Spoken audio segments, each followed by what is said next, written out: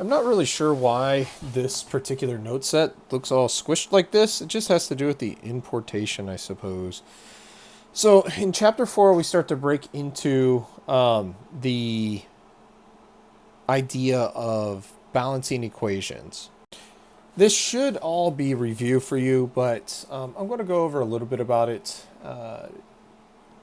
You notice that to begin with, we kind of go through this stuff pretty rapidly to begin with. Why? Because whenever we get to the new stuff, we slow down a little bit and we take our time.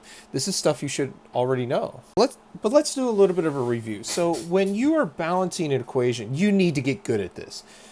To begin with, in this chapter, yeah, some of the problems are going to be like, hey, balance this equation, and you have points associated with it.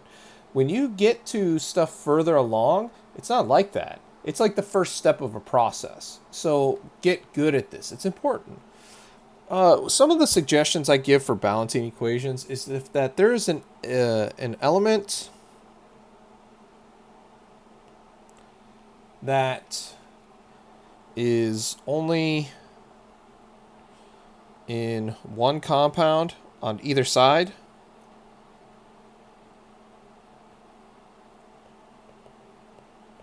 Balance it first. This keeps you from bouncing back and forth. Like, say you have oxygen in two different species, like with combustion reactions. Balance that last. It's a lot easier. Let's see here. Balance free elements last.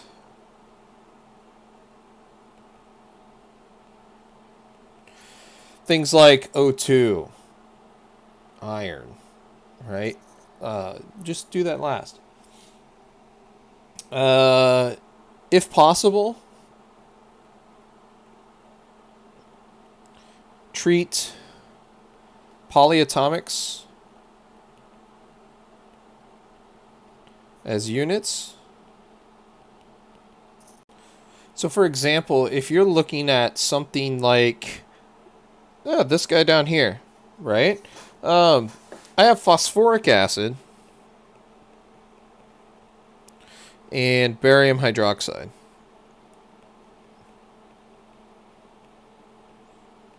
Produces barium phosphate, 3 PO4 2, and water.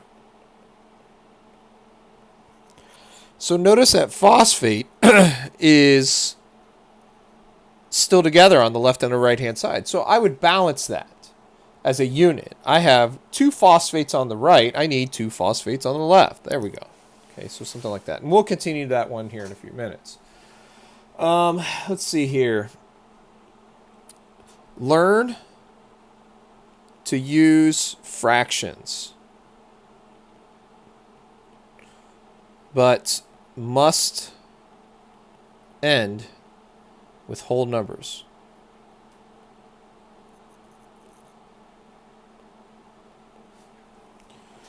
Okay, we'll do an example of that. Keep it in your mind, and keep in mind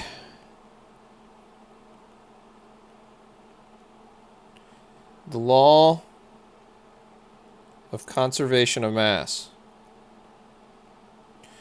So what goes in must come out. All right, so before I balance these two equations, I kind of want to remember, or not remember, but remind you of chemical equations. In general, we have something like this, where reactants produce products. And what I'll do is I'll do A plus, actually, we'll do it like this. A solid plus 2B AQ goes to 3C liquid plus 4D gas. Okay. So we have our reactants and our products. These numbers are called stoichiometric coefficients. They tell us how many atoms or molecules per reaction we need or are produced. Sometimes we'll have stuff over this arrow like delta, which means heat. We'll have H nu, which is light. Or we might have M, which is a catalyst or third body. In other words, a termolecular reaction where you have three things coming together instead of just two. All reactions have their states associated with the individual components. And it tells us which way the reaction is going to proceed. So A plus B goes to C plus D. And it tells us how many of each. So let's try this with ethane. So let's see here. I have C2H6. This is a gas. You don't need to know that yet. All combustion reactions follow the same thing where they use oxygen and they produce CO2 and water. So the first thing I'm going to do is I'm going to balance out my carbons. Why? Because carbons is only present in one person on each side. So I have 2 and 2. Balanced. Hydrogen, I'm going to balance with 3. Now it's balanced.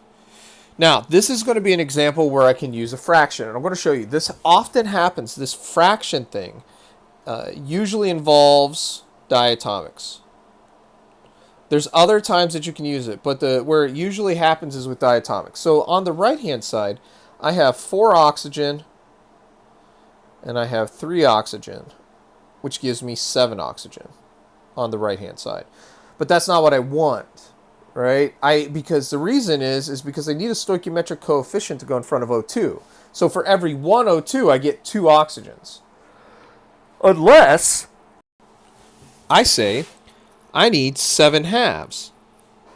Think about it. 7 halves times 2 is equal to 7. So now I have 7 on the left and 7 oxygen on the right. So my equation is balanced. But for now, I can't end with fractions. Down the road, we will be able to. So in order to get rid of that fraction, I multiply this entire thing by 2. And for my final complete balanced equation, I'll move it over here. I get 2C2H6 as a gas plus 7O2 as a gas goes to 4CO2 as a gas plus 6H2O as a gas. All right. Now, when it comes to states of matter at room temperature, there's a lot that you need to know. It's on the memorization packets. So you should be able to work on that. For atomic elements, most of them are solids. There's some that are gases, so like your noble gases are gases. Mercury is a liquid. Almost everything else up there is either a diatomic or it's a solid. For molecular elements, H2, let's see here. It's H2, N2, O2, F2, and Cl2 are gases. Br2 is a liquid, and I2 is a gas, or excuse me, a solid. For ionic compounds, all ionics are solid unless H2O is present and the compound is soluble. Okay. If it's soluble, then it's AQ. For covalent compounds, it varies, but there are some that you need to know. CO2 is a gas, H2O is a liquid, NH3 is a gas, CO is a gas, and SO2 is a gas. You need to know those, and you need to recognize when you see them, boom, gases. Okay? Or liquid for water. Now, indicators of a chemical reaction. These are things that we can see on our level that a reaction is occurring, and there's 4 of them. The first is a color change. The second is effervescence, or the formation of bubbles.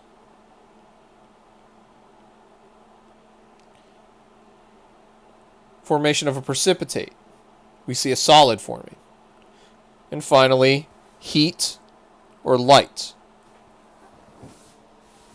These are all indications that a reaction has occurred.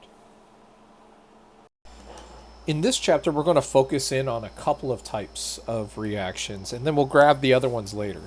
So, in the first reaction, we're talking about complete oxidation. Complete oxidation is often known as complete combustion. And it has a very typical, and all of these reactions have a typical bit that goes along with them. There will always be this type of a reaction. You'll need to be able to identify them as we go along. And some of them, you're going to have to predict whether or not the reaction will proceed. So, in complete oxidation, we always have an organic plus O2 produces CO2 plus H2O. Now, we can also add some other stuff into here. If there's sulfur present inside of the organic, we can get SO2 as a gas. If there's nitrogen present in the organic, we can get N2 as a gas. Generally, these things are exothermic, and the reason why this is called complete oxidation is because oxidation is an increase in oxidation number. Generally, the oxidation number of these organics are going to be anywhere between 0 to -4. They could be higher, but not by much.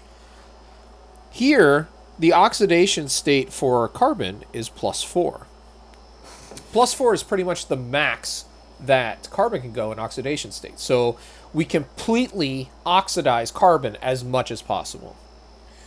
Combination reaction generally go like this. A plus B becomes AB. So we have 2 reactants and 1 product. Usually what we're going to see with this is an element plus an element becomes a compound. An element plus a compound becomes a compound. And very, very, very rarely we can have a compound plus a compound become a compound. I guess it's not that rare. Decomposition is the opposite of combination, where we start with 1 reactant and we get 2 products. So we have 1 reactant, 2 products.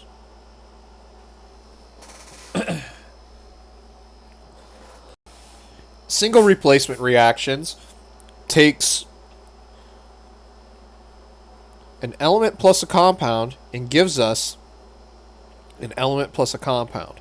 So we have an element, compound, element, compound. And it's important to note that diatomics are elements.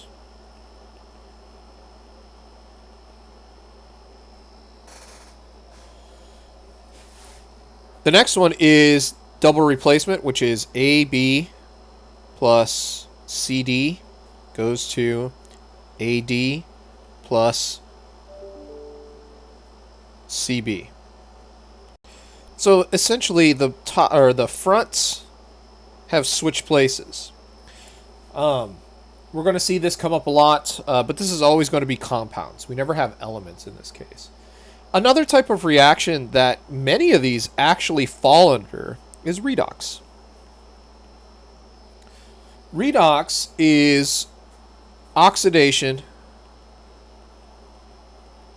reduction, which there is a transfer of electrons.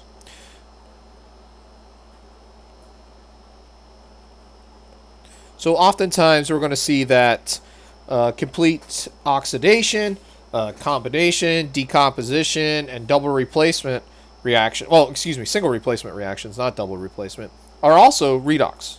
In this chapter, we're just going to focus on complete oxidation and combination decomposition. We'll save single replacement and double replacement for chapter 5.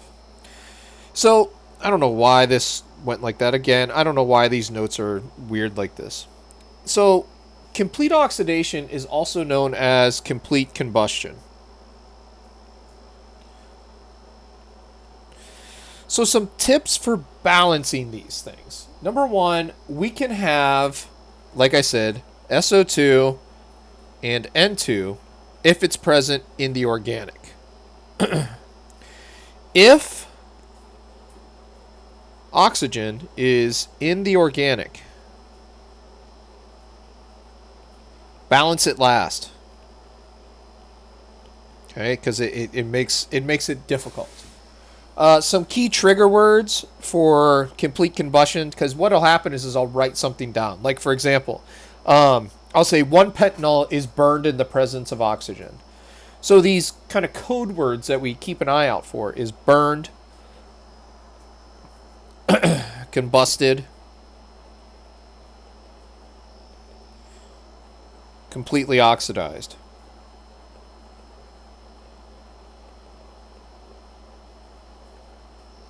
Okay. And these are all going to be exothermic reactions, right? They produce heat. So, for this guy here, let's go ahead and balance it out. So I have 1 pentanol, which has a molecular formula of C5H12O. It's a liquid. Plus O2 as a gas goes to CO2 as a gas plus H2O as a gas. Okay, now let's think about this for a second. So I have different places for oxygen. I'm going to balance that last. The first thing I'm going to do is balance carbon. So that's 5 carbons. I'm going to balance out my hydrogen, 6. Now, this is a little trick for balancing these guys when there's oxygen in here. If we think about what a reaction says, it says that all of the oxygen on the right-hand side is going to come from all of the oxygen on the left-hand side. The law of conservation of mass. So that means for every whatever I have over here, as it's written, one of those oxygens is coming from the organic. So let's try this out, and I'll show you what I mean. So here I have 10 oxygen, and here I have 6 oxygen. Combined together, that's 16 oxygen, as written. One of these 16 oxygens came from the organic. The other 15 came from O2. So what I'm going to do is I'm going to subtract 1, saying that this is the one from C5H12O. That means I have 15 left that have to come from this. And now I'm balanced, but I can't end with that. So I multiply everything by 2, and I end up getting 2C5H12O as a liquid, plus 15 O2 as a gas, plus 10 CO2 as a gas, plus 12 H2O as a gas. And you can see we have 24 hydrogen, 10 carbon, 10 carbon. Here I have 2 oxygens. Here I have 30 oxygens. On the right-hand side, I have 20 oxygens plus 12 oxygens, 32, 32. We're balanced out. I'm not sure why this isn't on the next page. It should be. Something just happened in the download, so whatever. Synthesis reactions are A plus B goes to AB. Combination reactions always have a pattern, right? Where we start with 2 things and we end with 1. Some common trigger words is combined, synthesized. We'll sometimes see bubbled through, although that can be applied to other things. Okay, it's not always just a combination reaction. We can bubble halogens through a solution, okay, but these are key words that help you identify. Produce a single product.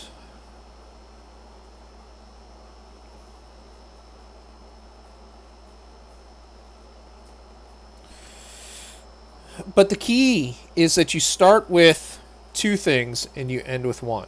Now, there's going to be some times whenever you have what I call common sense. I know that's going to be hard for some of y'all, but hey, you know what? We're going to try. If I tell you that two elements come together, there's no other reaction that we can deal with. Everything else deals with compounds. So if it's only two elements coming together to form something new, it's a combination reaction. And you should be able to figure that out. If I tell you I take sodium and chlorine, right, and I get a single product, there's basically only one that it could be. Can I get NaCl2? It'd be incredibly short-lived and it'd fall right apart, because that's not how sodium is stable, right, because of the charge balancing. But it would have to have a positive 2 oxidation state, and in order to do that, you would have to strip core electrons, which we'll get into in a later chapter, chapter 9, I think. Balanced like that. Okay? You have to be able to see that. You take two elements, figure out the compound that you're going to get from it. Now, if there's multiple types of compounds that could come up to it, or multiple oxidation states, I got to at least give you some information. Okay? So we have element plus an element gives us a compound. We can have all the rest of the stuff, the compounds and compounds and the compounds and elements. But there are a series of reactions that you have to know. The first, so this is one, right? The very generic, use common sense, use your brain. 2 is when a metal oxide, that's some metal combined with oxygen, is added to water,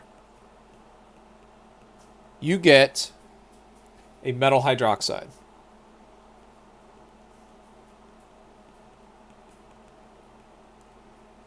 So, for example, MO as a solid. Oh, that's not what I wanted. Let's go with magnesium oxide. As a solid plus H2O as a liquid gives me magnesium hydroxide as a solid. 3. Non-metal oxides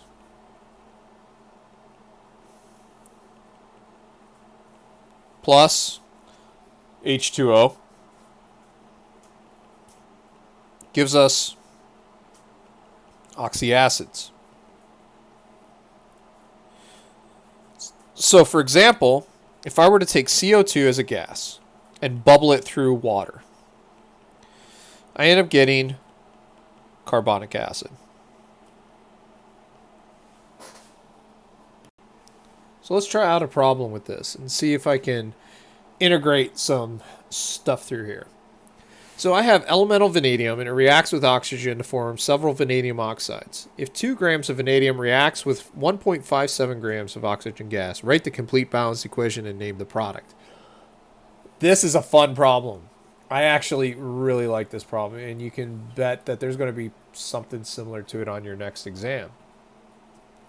At its core, this is about finding a balanced reaction, but it's almost like it's the reverse of what we do with stoichiometry. This is an empirical formula calculation. So I have my masses, right? So the first thing I need to do is convert the moles.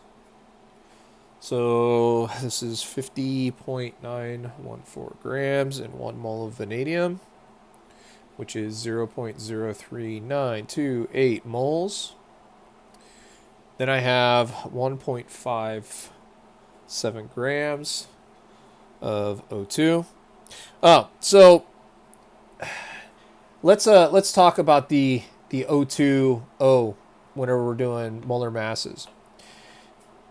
If it ever says O2 or oxygen gas, it's O2. Okay? If it is oxygen by itself, not in a compound,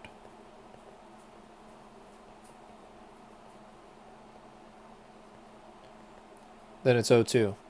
If it's oxygen in a compound, then it's just O. Okay, so coming back to this. So for every 31.998 grams, I have 1 mole of O2. And then for every 1 mole of O2, I have 2 moles of O. And this ends up being 0.09813 moles. So this is the smaller value, vanadium. So I divide both of these by 3928 divided by 0.3, oh, excuse me, 03928. And I end up getting 1 and 2.498, which is 2.5. So I multiply both of these by 2, and I get V2O5 as a solid. So there is my element, right? And this ends up being, if we want to name it, we take a look at the oxidation states, because that is what vanadium has, multiple ones. And this ends up being vanadium 5 oxide. Now let's balance it. So I have V as a solid plus O2 as a gas goes to V2O5 as a solid. This is a combination reaction. So to balance it out, I need 2 vanadiums, 5 halves oxygens, multiply everybody by 2 to get rid of that 5, and I have 4 vanadium as a solid plus 5 O2 gas gives me 2 V2O5 as a solid. All right, now this, again, I apologize for the way it came out. I'm not going to talk about stoichiometry in this video. I'll talk about it in the next one. So you're going to see me kind of ramping around here, and I do apologize for that. Actually, there, I just got rid of it so I can write over it. So for decomposition reactions, we're always going to start with a compound and get 2 different things out. Now, these could be elements, they could be compounds, whatever. The first one that you need to know is the basic compound becomes 2 elements. Okay, these are common sense ones. For example, if I talk about the decomposition of water, which is called electrolysis, right? There's only one thing that could get produced, H2 and O2. Could we maybe make something else? Probably, but it would end up being charged species. So that actually goes into our next one. We have H2O2. You got to know this one. We need electricity, and this produces 2H2 as a gas plus O2 as a gas. This is called the electrolysis of water. Next, if we heat a metal hydroxide,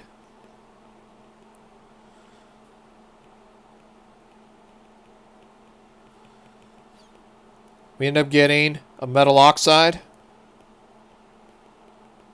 plus H2O. This is the opposite of one of the reactions you needed to know above. So, for example, if I take strontium hydroxide and I heat it,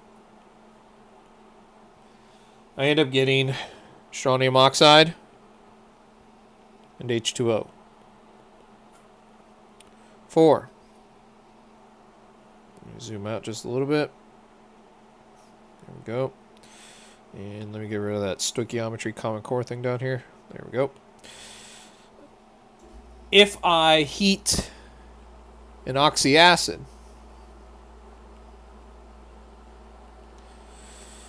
I get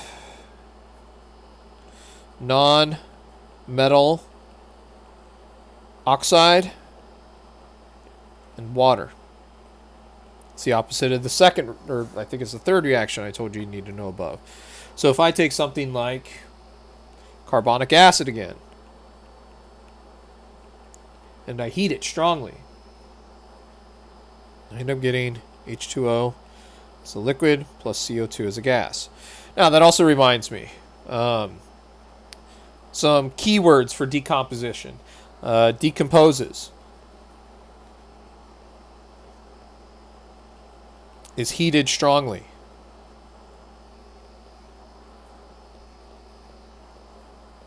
Breaks apart.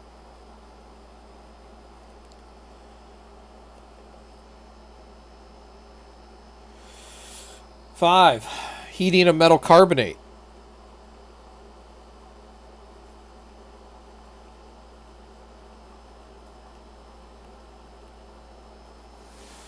This produces a metal oxide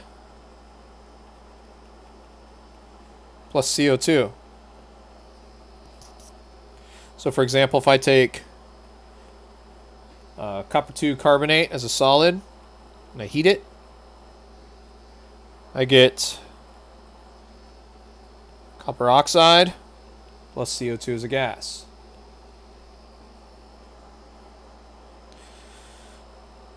Six, driving off water from a hydrate.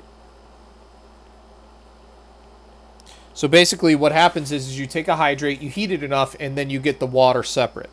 So for example, if I take copper sulfate